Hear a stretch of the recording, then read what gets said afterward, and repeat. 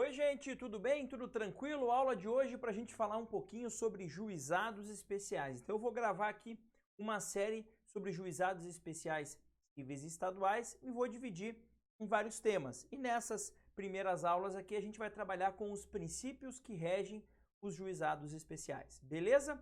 Se você não é inscrito no canal ainda, se inscreve, ativa o sininho, dá o seu joinha ali na aula, dá o seu like, não custa nada, comenta aqui, claro, deixa eventual dúvida que você tenha e compartilha aí o conteúdo com amigos que estejam estudando também o tema do processo civil. Então vamos começar trabalhando com um aspecto importante que são os princípios aqui que norteiam os juizados especiais. E aqui eu já começo dizendo o seguinte: alguns doutrinadores entendem que isso não são princípios. E a lei, efetivamente, não chama de princípios. A lei chama de critérios orientadores, tá? Eu sempre, quando estudei, sempre defendi e defendo até hoje que são sim princípios que regem os juizados especiais. Mas você não precisa concordar comigo. Se você entende que isso são critérios que orientam o sistema conforme está escrito na própria Lei 9.099, que a gente já vai ver, tá tudo certo. Por quê? A gente vai tentar entender o que cada um desses critérios significa. Então, depois você chega à sua conclusão, se isso é um princípio, se é um critério que orienta, mas não vai mudar nada o conteúdo da aula em si. Porque na aula o objetivo é trabalhar com esses critérios, explicar o que é informalidade, o que é oralidade, o que é simplicidade e assim por diante. Beleza? Então, lembrando, parte da doutrina entende que são sim princípios, outra parte entende que são critérios orientadores, conforme a lei diz, tá? Então, olha lá o que diz o artigo 2º, agora estamos trabalhando então com a lei 9.099 de 95. Ela diz, o processo, e aqui é importante frisar que tem muito mais a ver com o procedimento em si, né? Orientar-se-á pelos critérios, tá? Então, por isso que alguns dizem que são critérios orientadores, tá? Oralidade, simplicidade, informalidade, economia processual e celeridade, e sempre que possível buscar-se conciliação ou transação. Então é isso que a gente vai trabalhar nesse vídeo e se precisar de mais um videozinho a gente faz para trabalhar simplicidade, oralidade, informalidade, celeridade, economia processual e essa questão da autocomposição, ou seja, solução pela transação ou pela conciliação. Beleza? Então vamos lá. Começando pela seguinte ordem do código, ele nos traz ali, da lei, desculpem, ele nos traz a oralidade, tá? E quando a gente fala em oralidade, o primeiro tópico que eu coloco ali para vocês, ó, possibilidade de realização de atos de forma oral. E aqui eu trouxe 3 exemplos importantes que existem na Lei 9.099 de 95. Olha o que diz o artigo 14 da lei. O processo instaurar-se-á com a apresentação do pedido, escrito ou oral. Então quer dizer que o pedido ele pode ser feito oralmente? Pode, tá? A gente vai ver também que, quando estudar o procedimento, que a contestação, que a defesa também pode ser oral. Então, um exemplo importante aqui, olha, na hora de postular, na hora de fazer o meu pedido, ou na hora de me defender, eu posso fazer isso de forma oral. Opa, então, já diferente do que acontece, por exemplo, no Código de Processo Civil. Código de Processo Civil não, você contrata um advogado, o advogado faz uma petição necessariamente para você, tanto para ingressar com um pedido, quanto para apresentar a contestação que é a defesa, tá? Um segundo exemplo que eu trouxe aqui, ó, de que a prova oral não será reduzida a escrito, devendo a sentença referir, no essencial, os informes trazidos nos depoimentos, tá? Importante frisar, essa lei é de 95, tá? Na época que ela foi criada, no CPC, na época, você tinha uma audiência toda transcrita. Então, testemunha disse que, e havia ali o depoimento transcrito dessa testemunha. Aqui, não precisa disso daqui. É claro que hoje, no sistema do CPC, não vai ter mais essa transcrição, porque acabam sendo gravadas as audiências. Mas vejam, a lei do juizado já na época que foi criada lá em 95, já era assim, tá? E o 49, os embargos de declaração, que são um recurso, serão interpostos por escrito ou oralmente. Vejam, então um recurso também pode ser interposto de forma oral, o que não acontece no procedimento do Código de Processo Civil, tá?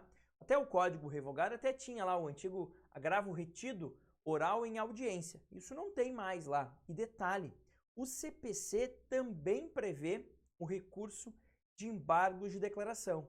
Só que lá, necessariamente escrito. Aqui pode ser escrito ou oral. Então eu trouxe 3 exemplos para vocês de que alguns atos podem ser realizados de forma oral, tá? Mas eu vou além. Eu vou além pelo seguinte. Vejam, isso é um critério ou um princípio que orienta todo o procedimento dos juizados especiais. Ora, se isso significasse apenas a possibilidade de atos orais, ele não precisaria dizer que é um critério, bastaria ele colocar os artigos, como ele fez aqui, né? Bastaria ele dizer, ó, isso pode ser feito oralmente, isso não pode, e por aí vai, tá? Mas não, se ele coloca isso na parte geral, lá nas disposições gerais da lei, como um critério que orienta todo o procedimento, tá? A gente tem que entender isso daqui como oralidade, como um benefício ou os benefícios de um processo se ele fosse 100% oral. E para que você compreenda o que eu vou falar, eu vou trazer aqui 3 subprincípios decorrentes da oralidade. A concentração dos atos processuais, a irrecorribilidade das decisões interlocutórias e a identidade física do juiz, tá? Eu vou explicar cada um desses aqui e depois eu tento explicar a relação disso com a oralidade. Então, concentração dos atos. A ideia é que os atos processuais sejam concentrados. Então, por exemplo, a Lei 9.099 prevê uma audiência e se não tiver acordo, a gente já produz prova e já julga no mesmo ato. Vejam, é possível eu ter uma única audiência no procedimento em que eu tente acordo, o réu apresente sua defesa, provas sejam produzidas e seja sentenciado. Olha que interessante. Todo o procedimento concentrado. Então, o autor fez o seu pedido, apresentou lá a sua reclamação, o juiz traz o réu para essa audiência, a gente tenta um acordo, se não der um acordo, o réu apresenta a defesa, a gente produz as provas e a gente julga. Tudo num ato só. Olha que interessante, concentra os atos processuais em apenas um momento. Segundo princípio, irrecorribilidade das interlocutórias. O que é isso?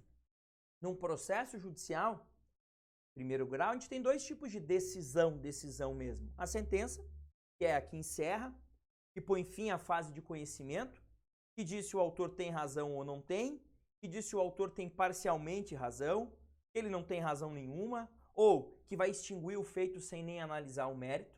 E a gente tem outras decisões. Essas outras decisões não decidem o caso, mas são decisões. Então, eu indefiro uma prova que você produziu, por exemplo. Isso é uma decisão, mas não é uma sentença. A isso a gente chama de interlocutória. No juizado, eu não posso recorrer das interlocutórias. Mas essa é a regra geral, tá? E o terceiro subprincípio, identidade física do juiz. O que é isso?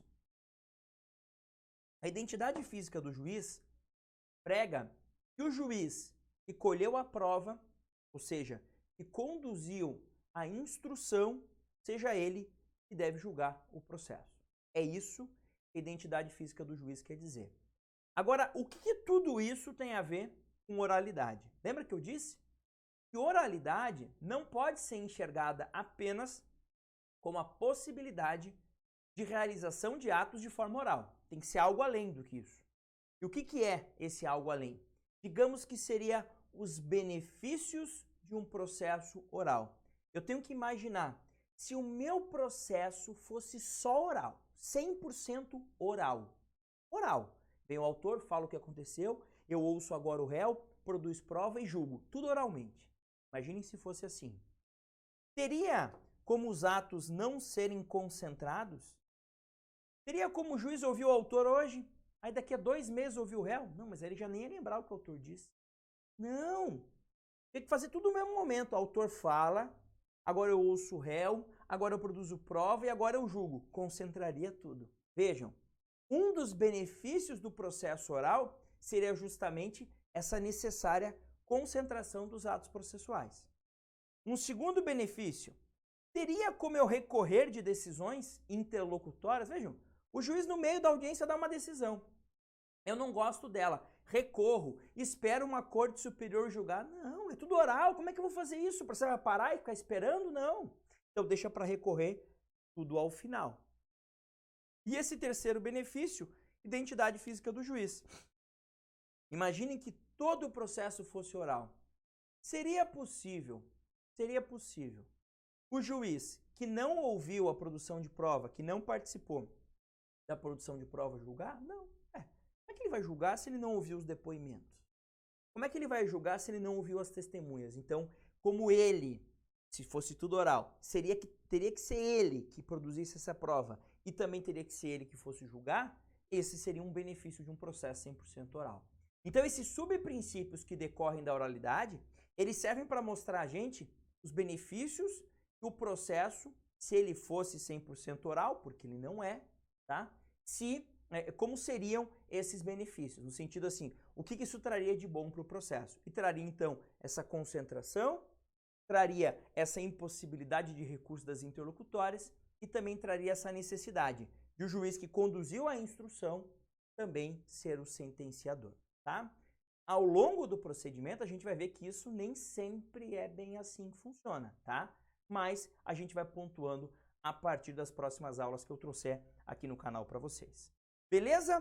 Passemos agora ao segundo. Simplicidade. Eu ia falar simplificidade, eu inventei uma palavra aqui. Simplicidade. O que é isso? Eu até brinco, né? Tem aluno que já vai falar, ô professor, tuas aulas no canal você estava de terno, agora você está de camisa polo. Ah, aqui é mais simples, ajuizado, mais informal. Primeira coisa, professor, simplicidade é igual a informalidade? Muita gente diz que é.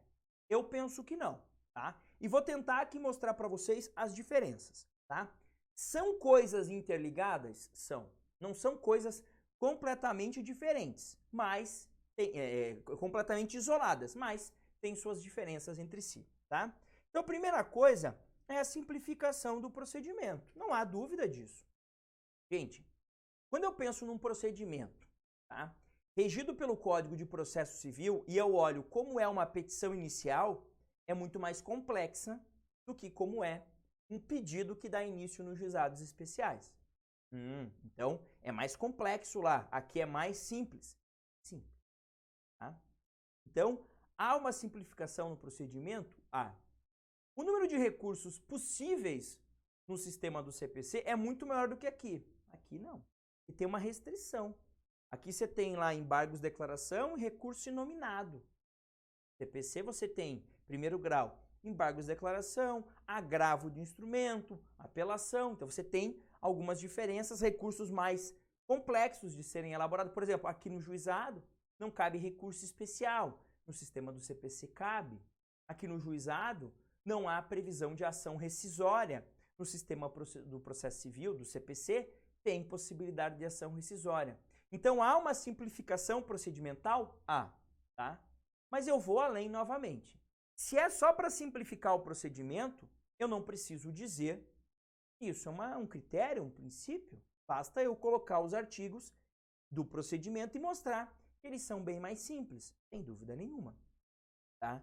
Então, eu costumo dizer que a linguagem e o tratamento também tem que lutar para que haja essa simplificação.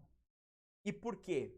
Nos juizados especiais, em grande parte dos processos, a gente tem uma particularidade diferente do que acontece no Código de Processo Civil. Você pode ter nesse sistema, tanto no polo ativo como no polo passivo, pessoas litigando, ou seja, buscando os seus direitos sem a necessidade de advogado. A lei expressamente prevê isso. Calma lá, que a gente chega nessa aula. Então, nas causas de até 20 salários mínimos, você não precisa estar com advogado. Ora, se eu não preciso estar com advogado, eu posso estar sozinho, certo? Certo. Tanto no caso que eu sou autor, como no caso que eu sou réu, certo? Certo. Então, professor, eu não vou ficar entendendo aquele juridiquês todo que o pessoal costuma usar. E realmente, você não precisa entender. Porque tudo aquilo que a gente usa um termo técnico, um juridiquês, às vezes rebuscado demais, pode sim ser simplificado. E quem não diz que não pode, é porque não sabe explicar uma coisa mais complexa de uma forma simples. Então, eu desafio Pode colocar aqui embaixo qualquer palavra, qualquer juridiquês, eu te digo aqui nos comentários se isso pode ser utilizado dentro dos juizados especiais um sinônimo. Claro que pode. Por quê? A ideia é, eu tenho uma população que vai estar lendo os atos jurisdicionais, que vai estar cumprindo as ordens judiciais, mas que não tem, digamos, a ambientação, não está ambientada, não está acostumada, em linguajar bem simples, com alguns tipos de termos jurídicos que são utilizados. Então, é necessária, sim, uma simplificação no atendimento, no tratamento das pessoas que buscam o poder judiciário, tá? E isso se faz muito com o tratamento, né? Muito com o uso da linguagem. Um uso inadequado da linguagem certamente afasta as pessoas, certamente silencia as pessoas. Então, basta você ver, se você entra numa conversa de duas pessoas que começam a conversar somente termos técnicos de uma área que você não domina, você fica muito boiando, né? Entra numa conversa de dois médicos, eu que sou do direito, eu não entendo absolutamente nada do que eles estão falando ali e eu fico que nem um louco tentando pescar alguma coisa, tentando entender e de repente eu tento mudar de assunto porque eu não entendo.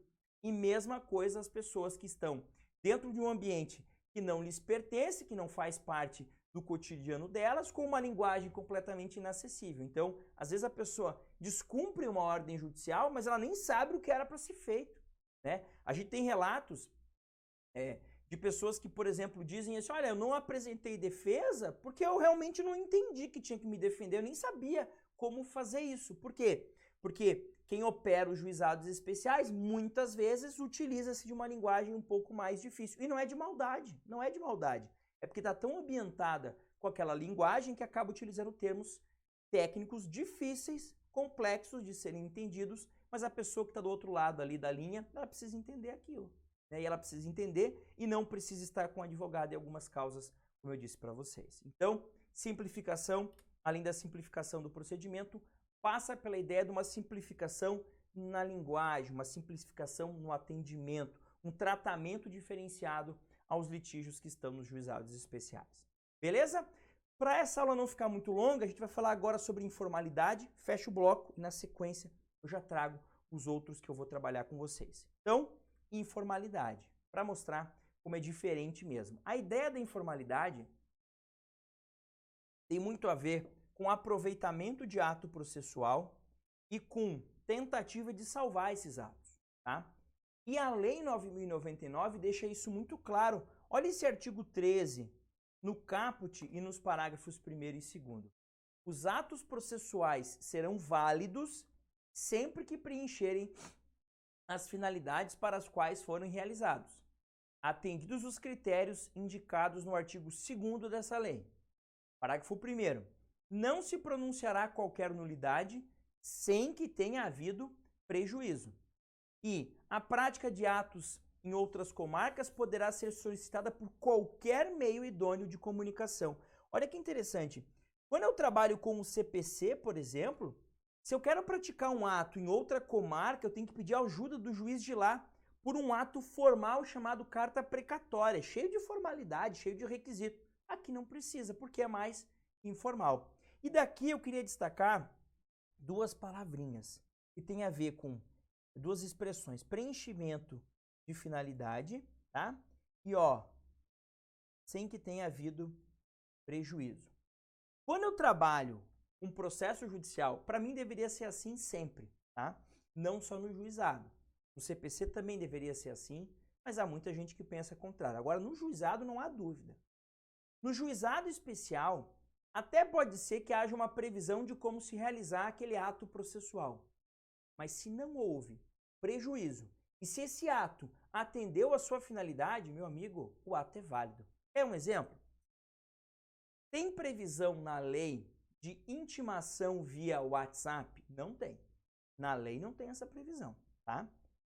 Hoje em dia, muitos juizados do Brasil estão realizando intimação das partes por WhatsApp. E aí como é que funciona? A parte tem que clicar lá, assinar um termo dizendo, ó, eu, Guilherme, tá aqui meu número, me comprometo a deixar esse número atualizado no WhatsApp e autorizo a receber essas intimações via WhatsApp.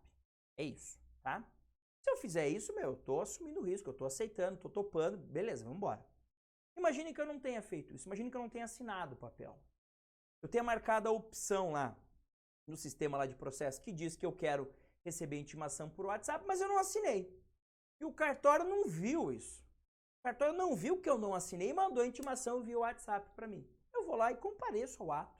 Imagine que era para marcar uma audiência, eu sou o autor do pedido, fiz o meu pedido, marquei lá a setinha de que aceito receber intimação via WhatsApp, o cartório me manda o WhatsApp, eu vou na audiência, chego na audiência, acontece a audiência, tal, não tem acordo, as provas são produzidas, o juiz dá a sentença e eu venho a perder. Aí eu chego e digo assim, eu vou alegar nulidade dessa intimação, porque eu não assinei. Será que declara-se a nulidade? Para quem é extremamente formalista, claro. Para quem, como eu, ou como a Lei 9.099, jamais. Por quê?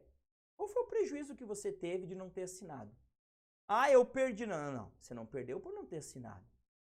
A assinatura era para receber a intimação. Você recebeu. Tanto recebeu que foi na audiência. O objetivo era te avisar da audiência para que você fosse até ela. Você foi. Então essa intimação, mesmo que não preenchido ali os critérios necessários, cumpriu sua finalidade e não te causou nenhum prejuízo. Nesse caso, não haveria que se falar em nulidade, tá? Então, a gente tem que pensar que no processo civil e principalmente nos juizados especiais, a forma nunca é um fim em si mesmo. A forma, ela serve para atender a algum outro critério importante. Então, por exemplo, por que eu tenho que intimar alguém para ir numa audiência? Para que ela possa ir, contar a versão dela, tentar um acordo, faz parte do princípio do contraditório. Mas se eu não intimo e ela mesmo assim vai, ela sabe por alguma outra razão da audiência e comparece, tá errado o que foi feito? Tá. Mas eu vou dizer que o ato todo é nulo? Obviamente que não.